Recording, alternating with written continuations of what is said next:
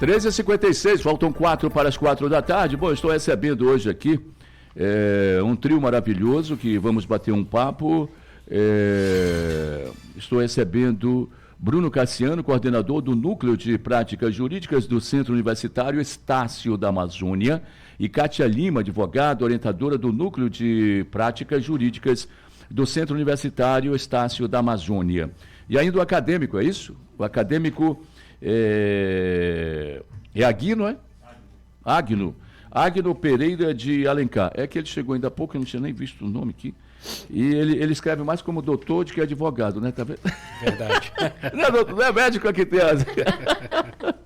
Deixa eu dar uma boa tarde aqui para o doutor Bruno Cassiano, coordenador do Núcleo de Práticas Jurídicas. Boa tarde, doutor. Seja bem-vindo. Boa tarde, muito obrigado. Não é a primeira vez que eu estou aqui na rádio. Certo. E é sempre uma felicidade, é sempre uma satisfação Venha estar sempre aqui com vocês. Muito obrigado. Sim, virei. Tá. Deixa eu também enviar meu boa tarde aqui para a doutora Kátia, advogada, orientadora do Núcleo de Práticas Jurídicas, também do Centro Universitário Estácio da Amazônia. Boa tarde, doutora. Olá, boa tarde, Zé Maria. Muito obrigada pelo convite. Tá certo. É uma satisfação, principalmente pelos assuntos que a gente vai tratar, né, que é de interesse público. Não tenha dúvida. E é muito bom estar aqui, levando informação para o seu ouvinte. Já ratifico o convite para próximas oportunidades. Ainda nem começou, mas já estou convidando para as próximas oportunidades. E o Agno Pereira de Alencar. Boa tarde, Agno. Chega mais perto do microfone, Agno. Isso. Fica tranquilo que aí você vai daqui a pouco ser advogado e você vai ter uma tribuna lá na frente do juiz, aí você vai ter que falar mesmo, então vai treinando logo que dá certo. Exatamente. Não é verdade? É verdade. Foi por isso que ele veio. Tá, hoje nós vamos falar sobre guarda e pensão alimentícia. Quem é que começa, doutor? É o senhor? O que é que o senhor vai falar de guarda e pensão alimentícia? Bom, é a Kátia ou é o doutor Bruno que vai falar? Fica à vontade. Na verdade, nada foi ensaiado, né, Kátia? Porque nada foi ensaiado. Nós atuamos muito na área, sendo bem sincero com o senhor, né? A doutora Kátia tem mais autoridade do que eu no assunto. Certo. A doutora Kátia, tem muito mais de experiência e conhecimento na área, embora eu também atue na advocacia. Certo. E indiretamente ali também no NPJ, na função de coordenador, né? Certo. Só deixando claro que as demandas que nós ajuizamos, né, lá no Núcleo de Práticas Jurídicas do Centro Universitário Estácio da Amazônia são de competência de direito de família. Né? O nosso Núcleo de Práticas Jurídicas na universidade tem um convênio com o Tribunal de Justiça, de forma que nós possamos ajuizar ações dessa natureza, né, de direito de família para os hipossuficientes. Esclarecendo isso, nós atendemos a comunidade, nós atendemos então os cidadãos, em especial da capital de Boa Vista, por conta da proximidade. Muito bom. Mas nada impede que nós ajuizemos demandas também para os cidadãos do interior.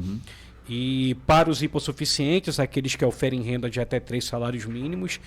E a maioria das ações que nós demandamos em direito de família são dessa natureza, né? Muito bom. Elas versam a respeito de pensão alimentícia e guarda. Então a ideia é nós estarmos hoje aqui justamente esclarecendo aí as questões para a sociedade roraimense a respeito desse ponto. Muito bom. Doutora Kátia, então vamos falar sobre a pensão alimentícia, né? É um problema sério, né? É um problema sério. A gente sabe que tem muitas crianças que não tem nada a ver com a separação, mas que sofrem bastante, né? E isso tem uma dificuldade enorme.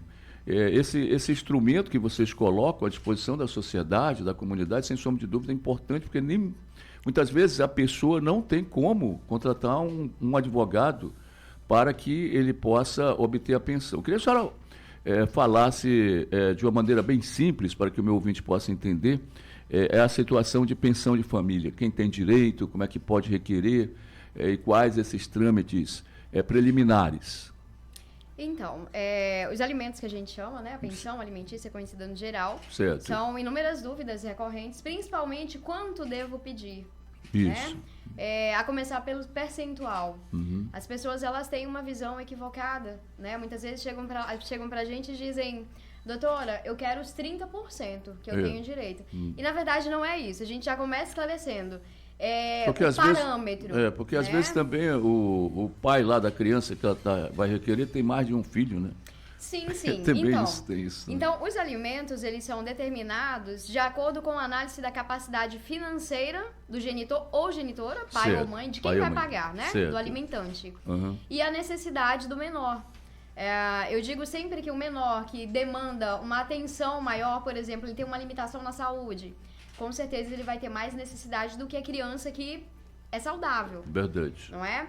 O genitor ou a genitora que constituiu uma outra família, né, que paga um financiamento, ou seja, que tem uma vida já independente com dívidas fixas, ele vai ter uma capacidade financeira menor. Menor. É porque aquele lá já é o custeio dele, né? Então Exatamente. todo mês ele já está certo. Exatamente. Então, isso sempre vai ser analisado. Certo. E os alimentos eles vão ser definidos a partir dessa análise e também de uma conclusão. É claro que existem aqueles que agem de má fé, escondem, sim. Mas daí depende do outro que pretende fixar esses alimentos, né, juntar todas as provas. Porque às vezes a pessoa, ela é empresária, né, acontece muito. E a pessoa física diz que, não, mas eu não tenho renda, ou eu sou autônomo. E a genitora, ela não tem conhecimento o suficiente para buscar ajuda e comprovar de maneira cabal, né, que a pessoa ela tem capacidade financeira para arcar com os alimentos.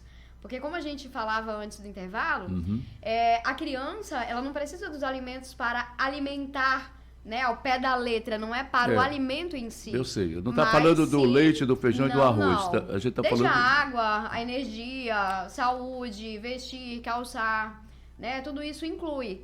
Outro equívoco também que existe eu vou pagar a pensão, vou pagar 340, mas eu quero que ela me preste contas. Pois é. Isso não existe. Não, isso é interessante. A prestação de contas, né?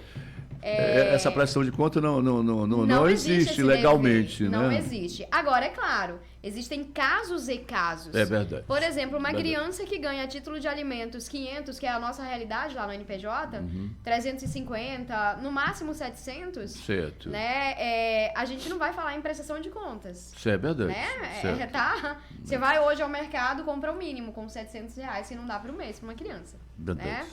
Agora, é diferente e se ela adoecer, piorou, né? Piorou. Porque os remédios também... Eu sou mãe de uma criança de 3 anos, então sei muito bem. Pronto. Né? Mas se for comprar gasta ali R$200. E criança é complicado, porque se for comprar... Gozado isso, doutora. Roupa de adulto, né? Você vai ali e compra uma roupa, tá? Mas não sei por que roupa de criança é caríssimo. Muito mais caro. Sapato de criança, calçado é caríssimo. Né? Exatamente. Curioso, Zé Maria, que por incrível que pareça, de maneira surpreendente, eu atuei há pouco tempo numa demanda, no caso uma demanda particular do meu escritório, só a título de conhecimento, pois né? Não, porque não. nós também ajuizamos as nossas ações como advogado privado. Certo. E surpreendente que na decisão eu advogava pela genitora do menor, né? Pela genitora do alimentando, como nós chamamos tecnicamente.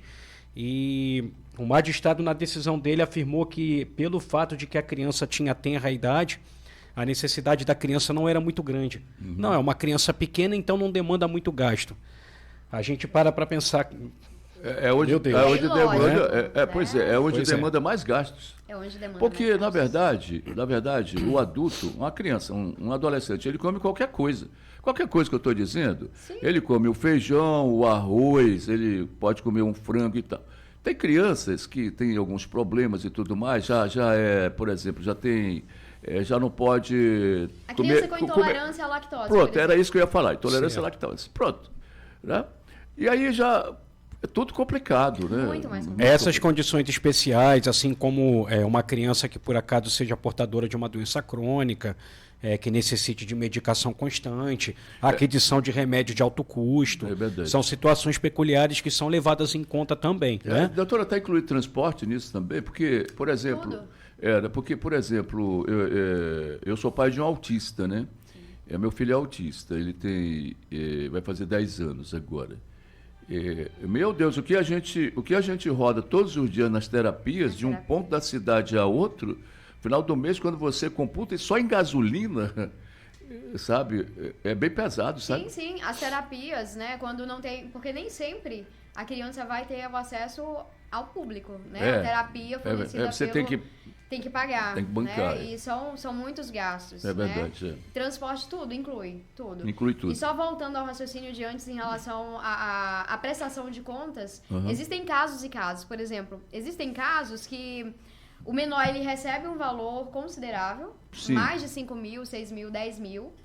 E muitas vezes o próprio genitor percebe que a genitora ela não tem aquela responsabilidade financeira com o menor. O menor está relaxado. Ele não está em uma escola particular. Né? Ele não faz um tem curso de acesso inglês. A cursos, não tem um curso de inglês, por exemplo. E a genitora gasta com ela mesma. Lá com a bolsa bonita. Acontece recorrente. Não, acontece, né? Nesses casos, cabe sim um pedido de prestação de contas. Muito entendeu? certo. Por exemplo, outro dia teve uma fixação de alimentos que eu atuei de uma pessoa lá de Manaus, a menor, à época, morava aqui. E ela completou a maioridade. Em escola pública o tempo todo, né? Recebe mais de 3 mil reais e não fazia nenhum curso. Mesmo completando a maioridade, o dinheiro ia para a conta da representante, então, né, à época, representante legal. Eu não entendo isso. Por que é? Porque lá, quando menor, ia para a conta da genitora. Da genitora que é representante legal. Aí continua ainda, mesmo maior? Mas tem que requerer. Tá, mas aí, né? aí tem você que acessar novamente mas o você vê judiciário. como é que é a dificuldade, ó. A dificuldade é essa, ó. Eu tenho que contratar um advogado para requerer que eu não quero mais depositar naquela conta. E isso tudo é gasto. Infelizmente é assim que acontece. Tem que ser peticionado, porque se foi o magistrado quem determinou, quando a criança era o que nós chamamos de absolutamente incapaz, né, por conta da faixa etária.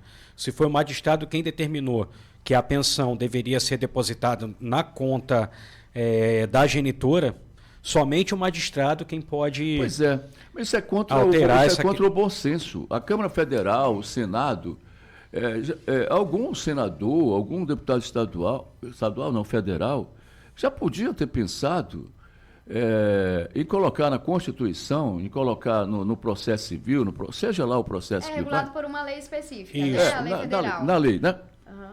Poxa, a lei de alimentos. Poxa, ao completar 18 anos, já estabelece. Por que eu tenho que pagar um advogado agora? Porque eu paguei a doutora, né? Eu paguei a doutora Kátia. Aí, a gente foi lá, estabelecemos a pensão. A pessoa completa 18 anos. Eu tenho que pagar outro advogado ou pagar novamente para requerer que, olha, eu não quero mais pagar aqui nessa conta, quero pagar nessa, porque a moça já fica 18 anos. É coerente demais, né? Zé Maria, assim, quando o juiz, quando o genitor, por exemplo, o alimentante, ele tem um emprego fixo, né? O juiz, ele arbitra o valor, ele fixa o valor e oficia essa fonte pagadora. Então, é algo que deveria ser, pode acontecer administrativamente desde que haja previsão legal, hoje não tem. Então, por isso a gente precisa, no caso dessa pessoa, precisei pedir o desarquivamento dos autos, solicitar uma petição, informar a conta, comprovar a maioridade e o juiz prontamente ali deferiu. E tem outro problema nisso, né? Se não fizer isso e deixar de depositar na conta lá, a belezona lá pode te denunciar e você vai preso. Exatamente. Surge uma execução de alimentos, né? Então, ele precisa ali comprovar que é bom fazer tudo certo, né, doutora? Sim. Com certeza. É o caso que a gente falava há pouco no intervalo, né, da exoneração de alimentos. Completou a maioridade. Quando deixa de pagar alimentos? Né? A princípio, eu pago até os 18 anos. Né? Havendo comprovação de idade escolar... Esses 18 anos, a pessoa começa a trabalhar e começa a ter o rendimento. Cessa o direito, mas você tem que pedir para exonerar? Não necessariamente cessa o direito. Né? Se ela completou a maioridade. E começa a trabalhar. Tem economia própria, tem. Mas não é o suficiente. Está em idade escolar, ingressou no ensino superior e precisa dessa E quanto seria o suficiente, doutora? Vai depender. Aí é no caso concreto. Eu vou ser aqui o advogado, a senhora vai ser a juíza. A senhora vai ser a juíza, o doutor também, mas eu vou ser o advogado. Porque, na verdade, Zé, o que acontece? O que o magistrado leva em conta é o que nós já falamos aqui a respeito do binômio possibilidade do alimentando, necessidade do alimentante, né? ele leva em conta então esses dois parâmetros. Aquilo que o alimentante, seja ele o pai ou a mãe, né, pode contribuir, e aquilo que o filho necessita. Né? E isso só se verifica caso a caso. Não, né? eu sei, mas a pergunta agora é essa. Completou 18 anos, está trabalhando e ganha um bom salário. Certo. Aí pede Primeiro que a exoneração não é automática. Primeira questão. Eu tenho que gastar de novo. Exatamente. Se há uma decisão judicial determinando o pagamento da pensão alimentícia, exatamente, Verdade, né? Só o magistrado pode alterar aquela decisão que ele mesmo, E é bom pagar, proferiu. né? Porque dá né? problema, né? Sim, Não, com certeza. Até que ele não seja exonerado, ele precisa pagar. Sob pena de sofrer aí uma execução de alimentos, Execução de alimentos e chegar a uma prisão. Exatamente. Né? E hoje é uma das coisas que leva à prisão mesmo, né? Sim, na verdade, a prisão por dívida hoje no Brasil só existe para o devedor de alimentos. Porque eu acho que o legislador pensou que esse dinheiro é sagrado também. Tem esse ponto de vista que Exatamente. a pessoa deixou Ele de é pagar. urgente, né? Deixou de pagar, então são aqueles meses lá que a criança, o adolescente, sei lá, ficou numa necessidade imensa, né? Na verdade, nesse ponto o legislador foi bom. Sim, tudo isso, tudo que gira em torno da questão do pagamento da pensão alimentícia se fundamenta num princípio constitucional, né? Sim. Que é o chamado princípio da dignidade da pessoa humana, que é cláusula pétrea, definida na nossa Constituição, está lá no artigo 1º, inciso 3º da Constituição, né? Enfim. Então, o que ocorre? O magistrado tem que buscar a todo momento observar o princípio da dignidade da pessoa humana, tanto no que diz respeito ao alimentante, quanto no que diz respeito ao menor. Então, por isso que muitas vezes nós estávamos falando aqui a respeito da faixa salarial que se compromete, né? Do pai, da mãe, do alimentante no que diz respeito aos alimentos pagos ao filho, né? Por que há um limite de comprometimento da faixa salarial? Justamente porque o magistrado deve atender às necessidades do menor, né? ou do filho até maior de 18 anos que ainda faça jus à pensão, né? A necessidade desse filho, mas sem comprometer também o que nós chamamos de mínimo existencial, para que a dignidade do pai ou da mãe que alimentam também não seja comprometida, né? É isso que o magistrado leva em conta o tempo todo. Mas, logicamente, que numa situação dessa natureza, se a gente tiver um conflito entre o direito do pai e o direito do filho vai prevalecer. Sim. Em especial se tratar de menor de idade. Verdade. Né? Enfim, porque o menor de idade, né, a criança, o adolescente, logicamente, ele recebe uma proteção do Estado, né? Sim. Uma proteção muito mais extensa do que o pai, do que o alimentante, qualquer questão dessa natureza. O Estatuto né? da Criança e do Adolescente, Sim. o ECA, né? Tem Sim. um princípio preponderante que é o melhor interesse do menor. Exatamente. Então, o melhor interesse ele deve ser sempre atendido. Muito Entende? bom. Esses assuntos eu vou convidar você muitas vezes para vir aqui para gente. Fica à Eu gosto de vontade. debater esse assunto. Vai ser um prazer. Eu vou ser o quê?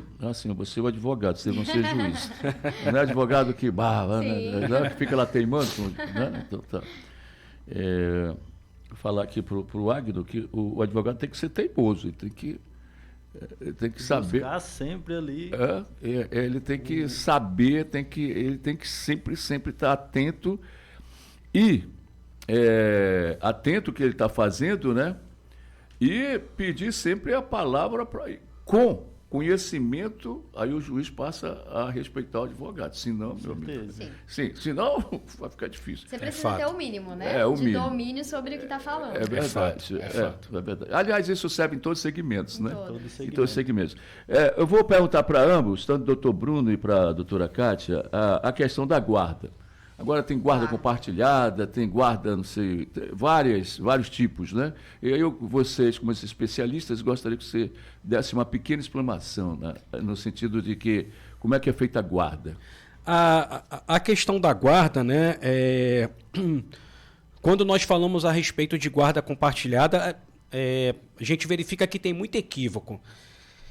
Imagina-se que é comum que o magistrado determine a guarda compartilhada de forma que de forma que a criança fique um mês na casa do pai, um mês na casa da mãe, seja qual for o lapso temporal. Uma semana na casa do pai, uma semana na casa da mãe, 6 meses na casa do pai, 6 meses na casa da mãe. Nós somos muito procurados por Mas questão... acontece, né? Muito. Não é comum. Não, mas não é eu comum. pelo menos Na verdade- eu tenho muitos amigos que eu não vou nem citar o nome aqui, mas eu tenho muitos amigos que eu tenho um que é 15 dias lá e 15 dias aqui. Eu tenho um outro que é um mês lá, um mês aqui. Assim, eu como cidadão, eu como observo, assim, na minha concepção, isso vira um tormento para a criança. Menor. Exatamente. Para a criança, sabe por quê? Exatamente. Vou botar aqui, e eu conheço esses exemplos, estou falando que eu sei. Por exemplo, essa criança passa lá com a mãe um mês. Aí é uma menina. Ela vem toda bonitinha, toda de trancinha, cheirosinha e tudo mais. Aí, quando vai passar um mês com o pai, que ela chega lá no... Não vou dizer assim, senão vou identificar o cara. Chega lá na atividade dela, a menina está toda relaxada. Aí, meu Deus do céu. Fora que numa situação dessa, a criança sequer consegue identificar onde é a minha casa. Zé, né? É interessante. Não, você viu que é interessante porque eu estou colocando assuntos que são reais. São recorrentes. É. São recorrentes. E é interessante a gente estabelecer e lembrar que existem 3 modalidades de guarda. Sim, sim. Né? Existe a guarda unilateral. A guarda unilateral fica com um dos genitores, né, podendo o outro visitar, mas de modo que aquele genitor que tem a guarda unilateral, ele toma as decisões em relação ao menor. Certo. Onde vai estudar, qual pediatra que vai ser acompanhado. Essa é a guarda unilateral. Unilateral. No Brasil, prepondera a guarda compartilhada. E daí nós temos um outro tipo de guarda que existe um grande equívoco em relação à compartilhada. As pessoas, elas se equivocam muito, que é a guarda alternada. A guarda compartilhada é o compartilhamento de responsabilidades. Certo. A presença física da criança fica com o genitor ou genitora e o outro compartilha. Hoje eu busco e levo para a escola. Hoje eu almoço com ele. Então, eles compartilham ali responsabilidades. Certo. E daí vem mais uma dúvida, que muita gente chega lá com a gente dizendo, eu quero a guarda compartilhada para eu não pagar mais alimentos. Então, assim, já um esclarecimento. Guarda compartilhada não retira o dever de pagamento de pensão alimentícia. Muito bem, você Tá? está escutando, Mantém você verifica pagando. isso. Tem que manter. A guarda alternada é exatamente essa, que a criança fica uma semana com o pai, outra semana com a mãe, ou em lapsos temporais maiores. Um semestre, 15 dias. Não é regulada por lei. Aí já é a guarda alternada, o posicionamento dos tribunais. Tem os tribunais, alguns tribunais sim, adotam. eles determinam, mas aí se não é por já lei é uma que... decisão, e daí o magistrado homologa. Mas lembrando que não é o preconizado, exatamente por quê? Porque a criança, ela tá ali numa fase de formação, né, de personalidade, de caráter. Então existe uma linha muito tênue. Ela sai da mãe que está adaptada. Isso não é regra, mas muitas vezes a mãe, a genitora, ela é menos concessiva ou vice-versa. Então ela vai para um ambiente que existem regras. 7h30 da noite ela tem que estar dormindo porque amanhã tem escola. E quando chega no genitor, gente, não... Ele deixa genitores, até... por favor, não sintam-se ofendidos. Mas é o que a gente sempre observa. Sim. Ele deixa até de ele madrugada deixa o até celular. 2 horas da manhã no celular jogando, não acompanha. Eu sei. Então imagine que quando volta, aquela né, criança volta para a mãe, ela sofre impacto. Trabalho perdido. E daí o perigo para a gente chegar a uma alienação parental é muito grande. Sim. Porque a referência do genitor bonzinho quem vai ser? Aquele que impõe regras ou aquele que é totalmente concessivo? É o que deixa até 2 horas. Ele é o bonzinho. Então ele vai é o que deixa tudo frouxo. Entende? Entende. Então não é preconizada a guarda alternada. Ela faz muito mal. E daí é ruim. Né? A gente não atende o melhor interesse de do todas menor. as formas é ruim. Sim, de todas as formas é ruim, né? O melhor é um lar estruturado, né? Com os genitores juntos. Mas infelizmente Mas como hoje acontece isso, não é mais a realidade. É melhor que um tenha a responsabilidade de quando pegar a criança, tratar dentro dos parâmetros que o outro trata. Porque ele sabe que a regra aqui é a regra daqui. Seria o maravilhoso, que eu sei que não acontece, mas seria muito bom. Seria o ideal, né? O ideal, né? É o que a gente sempre orienta. Olha, independente do relacionamento que não deu certo, é necessário esse diálogo, né? Para sempre, porque vai existir ali um filho ou uma filha que, felizmente, né? Vai ser um laço até os últimos dias, de um e de outro. Eu tenho aqui a última pergunta para vocês, porque daqui a pouco... Tá estourando? Ó, tem um ouvinte meu aqui, Mariano de Bonfim. Zé Maria, pergunta aí para os doutores se o filho tem como entrar com ação de pedir de pensão do pai por nunca ter pago pensão quando era de menor. Não.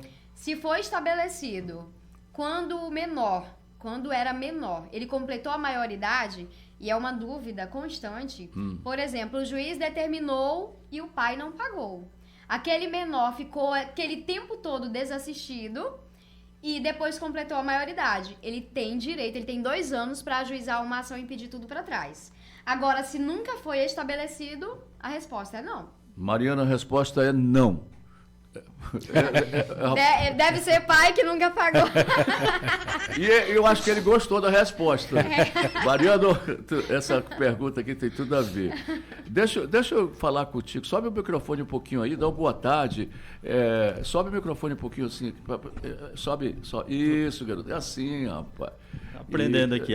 Tá aprendendo, né? O Agno é acadêmico. Você escolheu direito por quê? Primeiramente, direito para mim, eu sempre gostei de regras. Certo. Eu sou uma pessoa muito regrada, então direito, leis em geral, eu gosto muito disso. O direito também tem uma parte de uma coisa que eu gosto muito, é que sempre do direito depende do caso, depende da ação, depende disso tudo. Então eu gosto dessa coisa. Eu posso dizer que eu amo o direito por causa disso. Porque a gente olha um lado e acha que é certo, mas quando a gente olha o outro, a gente vê que não é bem assim. É bom que você tem que escutar os dois lados, né? Os dois lados, né? Os dois lados da sempre tem razão. Para poder entender. Sempre tem razão, né? E o curso de Direito da Estácio da Amazônia, você está em que período? Eu estou agora no 4º semestre. 4º semestre, né? Semestre. Começando agora, eu estou junto desse pessoal aqui aprendendo bastante. Eles vão te ensinar bastante, né?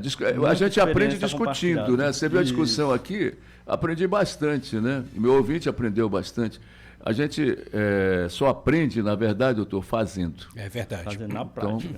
Então, o aluno que fica sempre calado, ele vai ter dificuldade no futuro, né? O acadêmico vai ter dificuldade, porque é discutindo. E não tenha medo de errar, porque errar faz parte né? Faz parte. Olha, obrigado, Agno. Eu vou me despedir aqui do doutor Bruno Cassiano, e quem vai fechar são as damas, a doutora Cátia. Perfeito. Muito obrigado muito obrigado pela aula aí, pelo papo gostoso. Ótimo. Estão convidados a retornar, e eu tenho certeza que vai chegar algumas demandas e eu vou enviar para os senhores. Maravilha. Tá. Muito obrigado pela presença. Eu que agradeço, Zé, estamos à disposição. Trago os cumprimentos nossos, eu esqueci de falar das nossas reitoras. Trago os cumprimentos da nossa querida reitora do nosso centro universitário, a doutora Brena Linhares, pessoa maravilhosa. Verdade, eu sou, diga para ela que eu continuo fã número 1 dela. Ótimo, tá ótimo. Ela está me devendo a visita. Já me disse que vinha, mas ainda... Vou comunicá-la, vou comunicá-la. Mas eu sou fã da... Ótimo. Tá, e também da nossa pró-reitora acadêmica. Nós temos uma nova pró-reitora acadêmica, a doutora Flávia Amaro. Certo. Também foi quem nos proporcionou essa vinda aqui à rádio. E, enfim, no nome da nossa Estácio de Roraima, foi uma satisfação estar aqui, estaremos sempre à disposição e estamos de portas abertas para a comunidade, para a sociedade roraimense.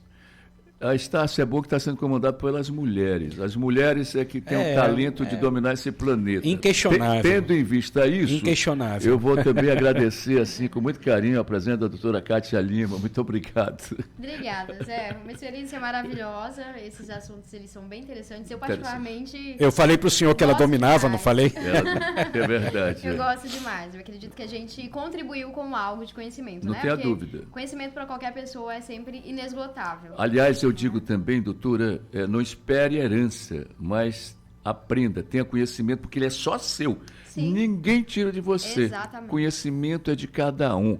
Eu digo lá em casa é uma casa de estudantes, a gente estuda muito, né? E eu digo, olha, a melhor poupança, o melhor investimento é investir exatamente no conhecimento. No conhecimento, com certeza. Porque é acumulativo, doutor. Sim, é sim. acumulativo. E, Zé, por último, só chamar a atenção dos seus ouvintes, né? Sim, sim. Pode ser nossos, não tem problema. Nossos. Você já está na casa, já está em casa. Obrigada. Então, a gente funciona de segunda a sexta-feira, das 8 às 12, das 14 às 18. Certo. Né? Então, as pessoas podem se dirigir ao Núcleo de Prática Jurídica na Estácio, no bairro União, e agendar atendimento. A gente faz o atendimento e, posteriormente, a audiência de conciliação. Uma vez havendo acordo, a gente reduz a termo e protocola para o magistrado homologar e né, o resultado é uma sentença. Não havendo acordo, judicializa, ajuiza a ação e o magistrado é quem vai decidir uma posterior audiência de conciliação. Se não houver acordo, novamente uma instrução e sentença. Doutora, eu como leigo digo sempre que o acordo é sempre o melhor caminho. Evita muitos problemas. Com certeza. É como dizia... Em especial em direito de família. Né? É como dizia minha mãe, olha, o combinado não custa caro. Então, Exatamente. combina e faz. Pronto, né? Exatamente. Nada melhor que o diálogo. Muito bom. Muito obrigado. Muito obrigada. Fiquei muito feliz em recebê-los. Igualmente. 4h27, 33 para as 4. Tu adiantou o relógio ou está passando a hora rápido? Passou muito rápido, meu Deus do céu. 4h27, 33 para as 5 da tarde. Aqui a sua, a nossa. Nossa tarde é show, nossa tarde é show. Nossa tarde é show.